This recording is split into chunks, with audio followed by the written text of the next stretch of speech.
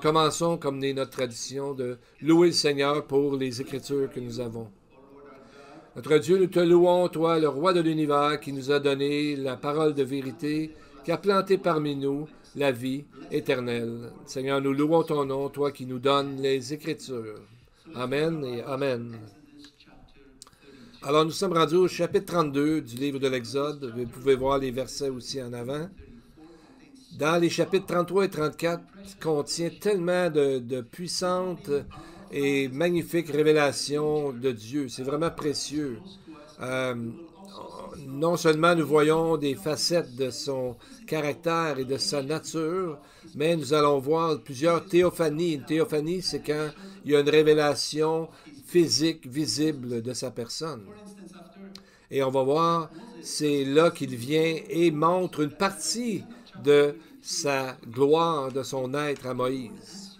Imaginez-vous, Moïse a même osé demander au Seigneur de voir sa gloire. Et le Seigneur lui a répondu en disant, « Quand ma gloire passera, je te mettrai dans un creux du rocher, et je te couvrirai de ma main jusqu'à ce que j'aie passé. Et lorsque je retournerai ma main, tu me verras par derrière, mais ma face ne pourra pas être vue. » Donc, c'est fort parce que le Seigneur a dit, personne ne peut me voir et vivre. Alors, on peut se demander, qui est-ce que Moïse a vu? Bien, je viens de vous le dire, dans le fond, c'est Jésus. Alors, dans Exode 34, après que Moïse soit allé sur le mont Sinaï pour la deuxième fois, après avoir brisé les tablettes puis être retourné pour que le Seigneur lui en donne d'autres, quand il est revenu, son visage brillait. Et tellement que plus tard, les gens ont mis un voile par-dessus son visage. Donc ça, c'était le résultat de sa rencontre avec le Seigneur, sa communion, quelque chose de très spécial qui est arrivé entre lui et Dieu. Donc il y a plusieurs passages qui nous montrent que le Seigneur parlait avec Moïse. Et lorsqu'on lit le texte comme il faut, on dirait toujours qu'il y a une autre personne qui est présente. Par exemple, verset 19, chapitre 33. Dieu dit, « Je ferai passer devant toi toute ma bonté et je proclamerai devant toi le nom de l'Éternel. » Mais pourquoi n'a-t-il pas dit, « Je vais proclamer mon nom » ? Donc, il proclame le nom de l'Éternel. On dirait qu'il y a une autre personne, parce que dans toutes ces choses, nous savons que c'est le Messie qui est souvent une représentation de Dieu dans l'Ancien Testament. Et c'est à travers lui que ces mystères nous sont révélés. Ces passages-là seraient incompréhensibles si on enlève la fondation même des Écritures, même dans l'Ancien Testament, qui est Yeshua HaMashiach lui-même, Jésus. Et ce livre de l'Exode et toute la Torah nous pointe constamment vers cette réalité. Alors c'est ma prière que tous ceux qui ont reçu les Écritures vont être étonnés et touchés par l'étendue de l'amour de Dieu, celui qui a créé l'univers, qui veut nous inclure dans son plan et vivre avec nous pour l'éternité.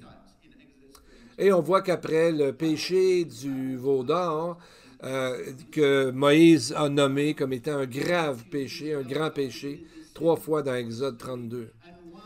Et une fois, lorsqu'il accuse Aaron de l'avoir fait tomber ce péché sur Israël. Une autre fois, pour accuser Israël d'avoir fait ce péché, il dit que c'est un péché grave. Et une fois, quand Moïse a fait une grande confession à Dieu. Cette expression, un grave péché, était connue à ce moment-là dans différents endroits. On voit ça dans différents documents de cet endroit, de cette région. Et ça parle que c'est lié avec le péché de l'adultère, qui était considéré à l'époque, même à cette époque, comme un crime religieux et civil contre Dieu ou les dieux, pour ceux qui avaient d'autres dieux. Donc on voit que le temps n'a pas enlevé la gravité du péché. Le péché a toujours été important. Dans le mot hébreu, c'est le mot kassaf, qui montre la colère de Dieu. Et c'est pris aussi de notre racine, le mot samad, un autre synonyme qui parle de destruction et d'extermination. Et on le voit 6 fois, cette expression, dans Deutéronome 9. Et dans Exode, il y a d'autres mots hébreux qui sont aussi peu utilisés, comme le mot détruit, qui est le mot shihet en hébreu. Donc, Ça parle, par exemple, on utilise le mot pour parler du déluge et la destruction de Sodome et Gomorrhe. Donc, on dirait qu'Israël a passé très proche d'être détruite à jamais à cause de la colère de Dieu. Mais Moïse, vous savez, comme on sait, a intercédé. Voyons ce qui est arrivé alors qu'il était en train de danser autour du veau d'or. Verset 25. Moïse vit que le peuple s'était livré au désordre et qu'Aaron l'avait laissé dans ce désordre, exposé à l'opprobre ou à la dérision parmi ses ennemis. Le mot désordre est répété 2 fois ici. Et dans l'hébreu, c'est le mot parou, qui veut dire non couvert, sans aucun restreint, sans frein, comme c'est traduit à certains endroits. Donc on voit que le peuple était sans direction, qui s'en allait un peu partout, faisait le party, il dansait. Donc ça, c'est une condition grave suite à une grande révélation de Dieu, comme il venait d'avoir sur la montagne. Dieu est encore là sur le Sinaï. Comme nous dit Proverbe 29, 18, quand il n'y a pas de révélation, le peuple périt. Et le mot périt dans l'hébreu est le même utilisé dans le texte de Proverbe que dans Exode 32. Donc, le produit, le résultat immédiat du péché, c'était que le peuple s'en va nulle part. Et en plus, sont la dérision des ennemis alentour. Il y a un texte qui dit « Nos ennemis nous tournent en ridicule ». Donc, le danger était grand pour ce peuple. Et c'est pour ça que le lendemain, verset 30, Moïse dit au peuple, « Vous avez commis un grave péché. Je vais maintenant monter vers l'Éternel. J'obtiendrai peut-être le pardon de votre péché. » Alors Moïse est monté sur la montagne. Et qu'est-ce que ça veut dire exactement? Je ferai l'expiation. Je vais aller vers Dieu, je vais demander à Dieu et de couvrir. C'est le mot en hébreu kapar, qui veut dire couvrir. Donc, le mot, le pardon, n'est pas dans le mot kapar comme tel. C'est le résultat de ce pardon qui Dieu va couvrir par sa grâce. Et on voit que c'était un problème grave. On voit que Moïse intercédait pour le peuple, comme il le dit dans Deutéronome 9, 18. « Je me prosternai devant l'Éternel, comme auparavant, 40 jours et 40 nuits, sans manger de pain et sans boire d'eau, à cause de tous les péchés que vous aviez commis. » Alors Moïse a prié et a jeûné et a passé du temps pour intercéder pour le peuple. Alors, on peut se demander pourquoi il y a eu tellement d'emphase sur le péché. Bien, les tablettes ont été brisées, le veau d'or a été fondu, 3000 personnes sont mortes, la plaie du Seigneur avait été envoyée, et maintenant on dit qu'il doit y avoir une tentative pour expier le péché. Bien, c'est parce que l'Esprit de Dieu qui a inspiré la Torah, ici, est en train de montrer l'importance, la gravité du péché. Il y a une stratégie, c'est que derrière le plan parfait, c'est d'amener chaque individu, de ressentir l'effet de tout péché et ultimement que pas seulement Israël est en danger de disparaître, mais chaque individu. Parce que les ravages du péché doivent avoir une expiation, quelqu'un doit payer. Fait qu'on peut se voir que Moïse était en panique de voir que le peuple pourrait être détruit comme ça. Alors, on voit que le lecteur se demande qui va nous sauver si ce n'est pas Moïse qui est allé à la montagne avec Dieu. Savez-vous que le mot expiation n'est pas dans le Nouveau Testament? Pourquoi? Parce qu'à ce moment-là, Jésus a déjà accompli la loi. Il a déjà rempli et accompli ce que Dieu voulait qu'il fasse. Et c'est ce qui nous amène à avoir une relation avec Dieu. Amen. Donc, au lieu de expiation, on a des mots comme réconciliation, justification, sanctification, rédemption, propitiation, qui décrit, ces mots décrivent notre nouveau statut en lui, notre nouvelle réalité. Mais Le texte se concentre pas seulement sur le péché, mais en même temps d'une relation qui se développe et qui se solidifie entre Dieu et Moïse. Donc ça, c'est l'autre côté de la pièce de monnaie, comme on dit, qui nous montre qu'il y a toujours de l'espoir pour l'humanité. Autant qu'on s'approche de Dieu, quiconque veut peut s'approcher et être près de lui, semblable à Moïse, et surtout nous les croyants qui avons l'Esprit du Seigneur en nous. Bien, on va regarder un peu comment Moïse s'y prend pour approcher Dieu, pour empêcher ce grave jugement sur lui. Verset 31. Moïse retourna vers l'Éternel et dit, « Ah, ce peuple a commis un grand péché. Ils se sont fait un dieu d'or. Pardonne maintenant leurs péchés, sinon, efface-moi de ton livre que tu as écrit. » Donc, voyez-vous, d'abord, Moïse commence par dire, demander à Dieu de pardonner leurs péchés. Il y a peu de mots ici en hébreu pour le pardon. Le mot utilisé ici est nassa, qui veut dire de porter, de transporter, parce que personne ne pouvait le faire.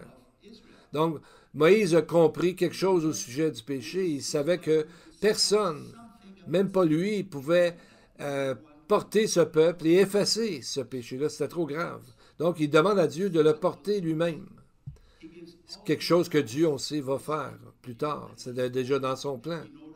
Mais, en plus, c'est que Moïse dit, bien, si tu ne pardonnes pas, je te donne ma vie, efface mon nom de ton livre. Donc, il se met vraiment de l'avant. Il demande, il dit à Dieu, si tu ne veux pas, ben prends ma vie. Donc, Dieu, lui, qui venait d'y offrir de détruire le peuple, puis de recommencer avec un seul homme. Mais Moïse, dans le fond, il dit non, j'aimerais mieux mourir avec mon peuple que tu l'effaces et que tu recommences juste avec moi. Donc, Dieu, c'est une autre façon qui est très rusée, si on veut, positivement de la part de Moïse. Il savait très bien que Dieu ne pouvait pas effacer Moïse et Israël comme ça, parce qu'il a promis à ses descendants, Abraham, Isaac et Jacob, donc Israël et Moïse, qui faisaient partie, qu'ils ne pourraient jamais se séparer, être séparés de Dieu. Dieu ne se séparera jamais d'Israël. Et on voit que l'action de Moïse était complètement mue, bougée, était par l'amour. C'est l'amour qui le dirigeait. Et ce qu'on voit ici, c'est le mieux qu'une personne peut faire, intercéder pour d'autres jusqu'à être prêt comme à mourir pour d'autres personnes. Et on sait qu'il y a un texte qui dit que c'est ce que Jésus a fait. Il est mort pour nous. Il a donné sa vie. Donc, il y a deux individus dans la Bible qui ont aussi dit qu'ils étaient prêts à mourir pour leur peuple. Et ils ont parlé à des mots très semblables. C'est l'apôtre Paul, par exemple, dans les Romains, dans l'Épître aux Romains, des chapitres 9 à 11. Et il commence au verset 1, chapitre 9. « Je dis la vérité en Christ, je ne mens pas. Ma conscience m'en rend témoignage par le Saint-Esprit. J'éprouve une grande tristesse et j'ai dans le cœur un chagrin continuel. Car je voudrais, moi-même, être anathème et séparé de Christ pour mes frères, mes parents selon la chair, qui sont israélites et à qui appartiennent l'adoption, la gloire, les alliances et la loi et le culte et les promesses, etc. » Donc on voit que, un peu comme Moïse, il dit qu'il dans son cœur, il y a un chagrin continuel, parce que la souffrance de son peuple était pour lui quelque chose de difficile à porter. En disant ces choses, Paul a dû penser aux difficultés qu'Israël a vécues dans son histoire, dès sa création. Et en plus, il devait être vraiment dérangé et touché par l'antisémitisme qui était déjà en train de se pointer le nez déjà à cette époque. On voit à travers les écrits du livre des Romains que les Juifs, déjà, on leur avait demandé de quitter la ville de Rome. Et il y a eu plusieurs attaques sur les Juifs à travers l'Empire. Donc, sûrement que Paul se rappelait des prophéties de Moïse dans Deutéronome 28 et Lévitique 26 qui parlaient d'une dispersion des Juifs lorsque le peuple désobéirait au Seigneur. Il y avait des avertissements sérieux. Donc, on voit comment il aimait Paul, son peuple. Il a prié, il a crié, il a pleuré pour eux, et même ceux qui le persécutaient. Cette lettre aux Romains, on croit qu'elle a été écrite à Corinthe, mais c'est à Corinthe que Paul a été amené devant un tribunal de gens d'Israël qui étaient toujours en opposition contre lui et qui auraient bien voulu l'assassiner, mais lui, il priait, il leur pardonnait, il priait pour eux. Vous savez, quand quelqu'un nous fait mal, est-ce qu'on ressent cette peine? Est-ce qu'on ressent cette souffrance? Et Jésus nous a dit de même prier pour nos ennemis. Et le meilleur exemple, c'est Jésus lui-même. Romains 5,10 nous dit, « Car si, lorsque nous étions ennemis, nous avons été réconciliés avec Dieu par la mort de son Fils, à plus forte raison, étant réconciliés, serons-nous sauvés par sa vie. » Alors Dieu n'a pas attendu qu'on devienne une bonne personne ou qu'on dise quelque chose de bon par rapport à lui. On était des pécheurs complètement. Mais pendant qu'on était ses ennemis, il est venu nous rencontrer, nous chercher. Et l'autre personne qui avait tellement à cœur son peuple, ça va peut-être être une surprise pour certains, c'est Jonas. Parce qu'après avoir fait le travail que Dieu lui avait demandé de faire, il a amené à peu près 600 000 Juifs à la connaissance du Seigneur pour le salut. Il savait que la prochaine génération des Assyriens viendrait envahir Israël au nord, et ça l'affectait grandement. Et c'est là qu'il a prié au Seigneur, Jonas 4,3. « Maintenant, Éternel, prends donc ma vie, car la mort m'est préférable à la vie. » Comment Jonas savait ça? Parce qu'il avait lu la prophétie d'Ésaïe qui disait que bientôt Israël tomberait.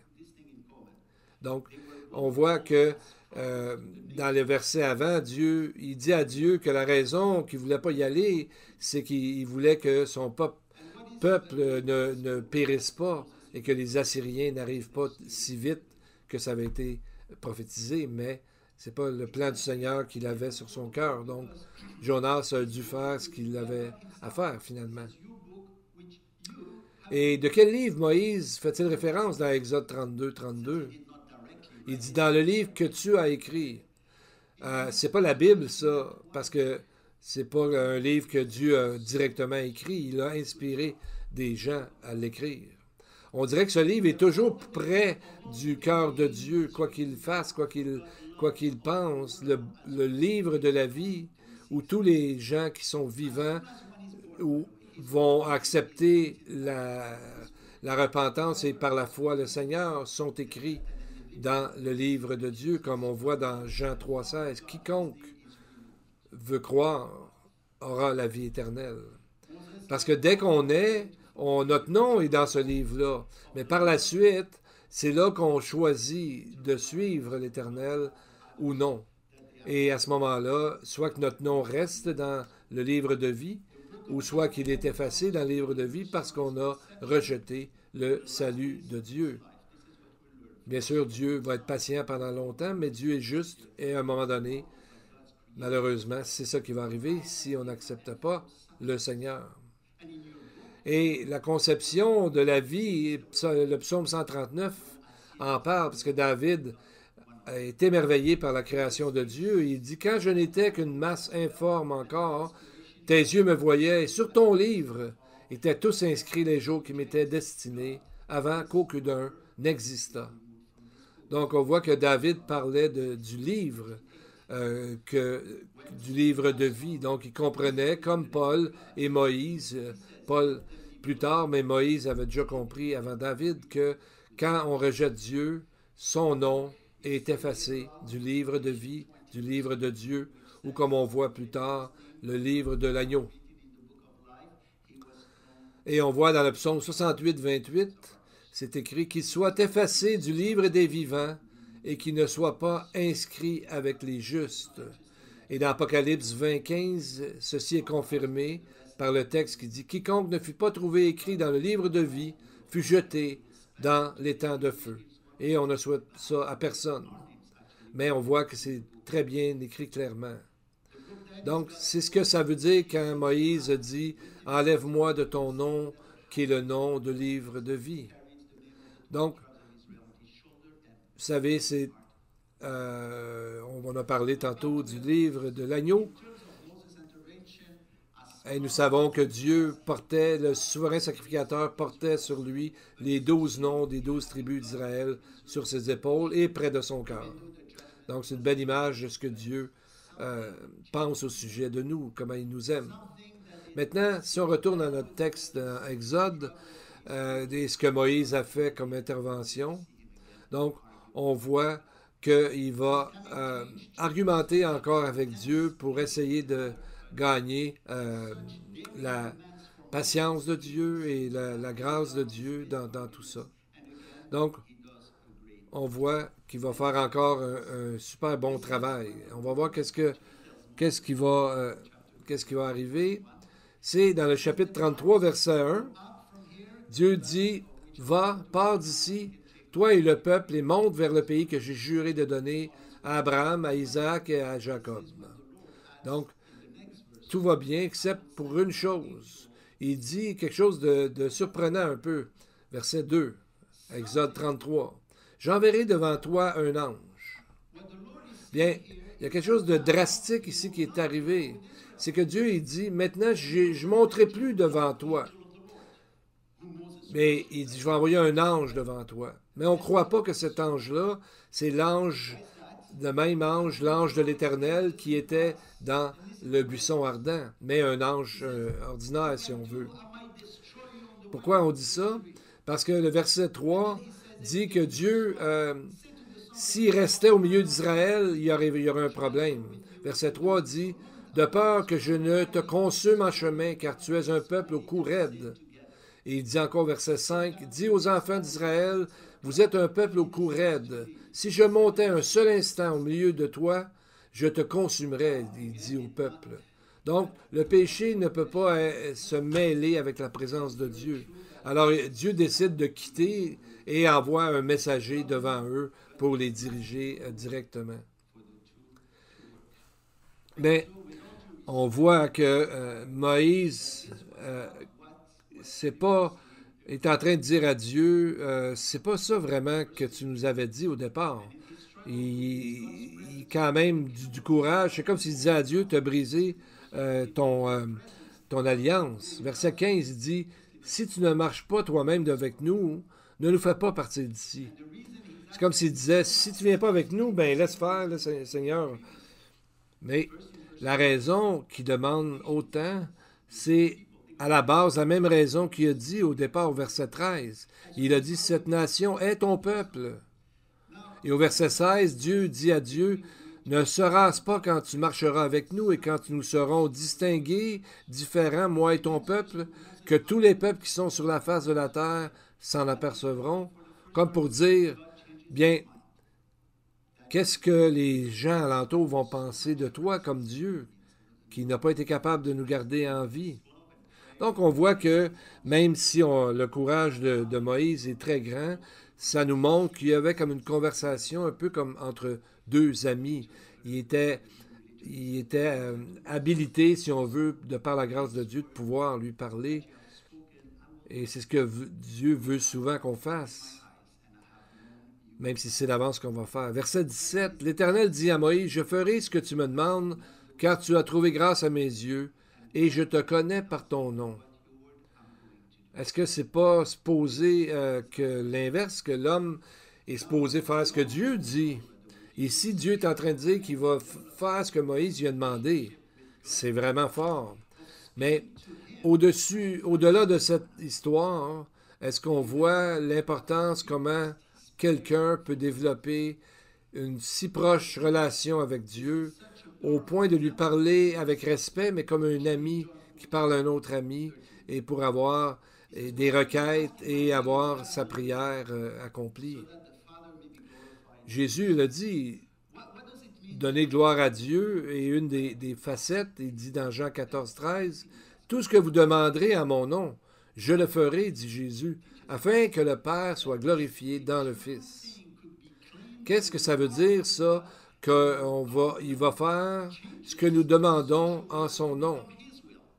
Donc, l'important, c'est que quand nous sommes près du Seigneur, c'est que nos désirs deviennent ceux du Seigneur. Donc, on ne demandera pas n'importe quoi pour satisfaire notre chair, nos péchés, notre gloriole personnelle, mais c'est que Dieu va nous avoir transformés afin de demander des choses qu'il veut déjà nous donner. Comprenez-vous? C'est ça le principe. Et Moïse est l'exemple typique d'un croyant qui a du succès dans la prière, parce que Dieu dit ou fait selon sa prière. C'est une grande puissance. Et Dieu écoute les prières. Et cette puissance de la prière est disponible pour tout homme, toute femme, toute personne qui veut demander des choses à Dieu. L'important, c'est la communion avec Dieu. Jacques 5,16 dit « La prière fervente du juste a une grande efficacité. » Mais qui est le juste? Un juste, c'est quelqu'un qui a fait de Jésus-Christ, Yeshua, son Sauveur, son Seigneur. Ce n'est pas notre justice, mais sa justice qui nous est imputée par la foi. Donc, dans sa réponse à Moïse, Dieu décide de rester et de voyager proche d'Israël, mais avec certains règlements qui vont protéger quand même la sainteté de Dieu. Et on voit par la suite comment il dit à Moïse de faire la tente d'assignation.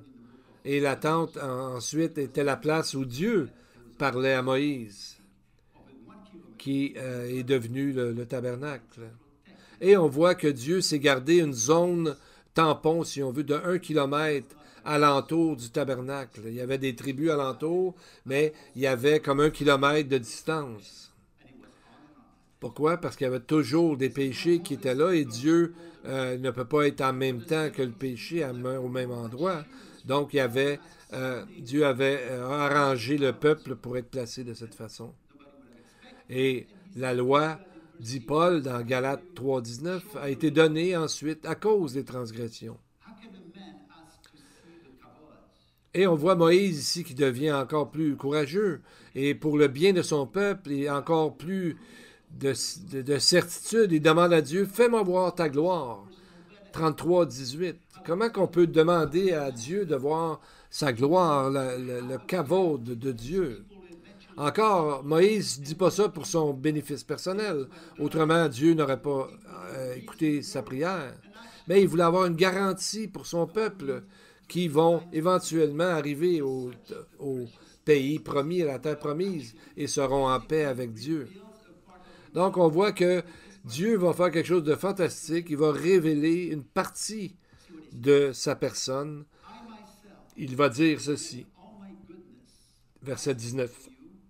L'Éternel dit, « Je ferai passer devant toi toute ma bonté, et je proclamerai devant toi le nom de l'Éternel. » Et il dit, « Tu ne pourras voir ma face, car l'homme ne peut pas me voir et vivre. » Alors, c'est quelque chose d'extraordinaire. Le verset 21, la suite. L'Éternel dit, « Voici un lieu près de moi. Tu te tiendras sur le rocher. Quand ma gloire passera, je te mettrai dans un creux du rocher, et je te couvrirai de ma main jusqu'à ce que j'aie passé. Et lorsque je retournerai ma main, tu me verras par derrière, mais ta face ne pourra pas être vue. » Donc, premièrement, pour rencontrer Dieu, et en même temps, ça veut dire quoi? C'est de comprendre sa bonté. Tov en hébreu, et qui implique dans l'hébreu la grâce de Dieu, sa miséricorde, son excellence et sa beauté, et en toutes choses. Et comment est-ce possible si on ne comprend pas d'abord que nous sommes des pécheurs? On ne verra rien de la gloire de Dieu si on est aveuglé par le péché. Et c'est là que, dans le fond, le lecteur cherche quoi? Un médiateur, qui est le Messie. Et voyez comment c'est écrit. Le Seigneur dit, je vais proclamer le nom de l'Éternel. Mais c'est qui parle ici? Est-ce que quelqu'un d'autre ici? Au verset 20, c'est marqué, car l'homme ne peut pas me voir et vivre. Mais au verset 11, juste un peu avant, il nous est dit, l'Éternel parlait avec Moïse face à face. Et Moïse n'est pas mort. Et c'est ce que se demandaient les rabbins. À qui Moïse a-t-il parlé? Et Dieu dit quoi? Je te mettrai dans un creux du rocher, je te couvrirai de ma main, jusqu'à ce que j'aie passé. Pourquoi un rocher? Le mot zour en hébreu. La dernière fois qu'on a lu d'un rocher, c'est dans Exode 17, d'où l'eau a coulé. C'est ce que Paul nous dit dans 1 Corinthiens 10,4. Ils ont tous bu le même breuvage spirituel, car ils buvaient un rocher spirituel qui les suivait, et ce rocher était Christ. Donc, ce que ce verset nous dit, c'est que Jésus, leur Messie, qui les a nourris, qui les a soutenus, qui a pris soin d'eux dans tous leurs besoins, leurs épreuves durant 40 ans, il était là, il était le rocher. Et comment ça se fait que Moïse a vu Dieu, puis il n'est pas mort? Bien, le grand mystère est révélé dans le Nouveau Testament. Jean 1, 18 nous dit, Jésus, personne n'a jamais vu Dieu, le Fils unique qui est dans le sein du Père, est celui qui l'a fait connaître ou qui l'a révélé. Donc on voit que Jésus est en train d'expliquer ici ce qui s'est passé dans Exode 33, qui s'est fait connaître, et même c'est le mot décrit à travers la personne de Jésus. Jésus nous a décrit qui est le Père. Et il a dit quoi? Moi et le Père, nous sommes un. Alors, c'est le mot porter les péchés. C'est ce que Moïse a dit à Dieu, de pardonner, de porter les péchés d'Israël. Il y a une seule personne qui a fait ça. Dans Ésaïe 53, on voit le même mot dans les versets 4 et 5. Il a porté nos péchés.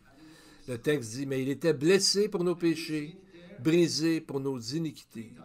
Donc on le voit 3 fois dans ce chapitre, 2 fois dans les versets 4 et 5, et au verset 12, il a porté les péchés de beaucoup d'hommes et il a intercédé pour les coupables. Donc c'est les mêmes mots que Moïse a utilisés, et on voit qu'ici c'est comme si Jésus lui-même répondait dans Ésaïe 53. Lui l'a fait, il a été le médiateur, il a payé pour les péchés, et le texte dit dans Ésaïe qu'il a intercédé pour les coupables. Donc, on voit que Dieu, tout ce qu'il a fait pour nous racheter du péché. Amen. Alors, prions. Seigneur, quand nous considérons le cœur de l'homme, notre cœur, nous sommes pleins de gratitude pour la foi que tu nous as donnée. Nous te louons, nous te remercions, Seigneur, que tu nous as fait le premier pas vers nous alors que nous étions tes ennemis pour nous offrir le salut. Yeshua qui est devenu notre salut. Seigneur, nous te louons pour ta patience et montre-nous à travers ta parole qui tu es. Ouvre nos yeux et nos cœurs à ta bonté, à ta bienveillance. Pour ceux qui ont de la peine aujourd'hui, Seigneur, regarde leurs afflictions, prends leur cause et donne-leur ta présence en abondance pour leur bienfait et pour qu'ils te suivent pour l'éternité. Pour ceux qui vont être baptisés aujourd'hui, Seigneur, sois leur rocher, leur personne, leur rocher, leur refuge. Et Seigneur, que la grâce, que le Seigneur vous montre sa grâce, vous donne sa paix. Amen et Amen.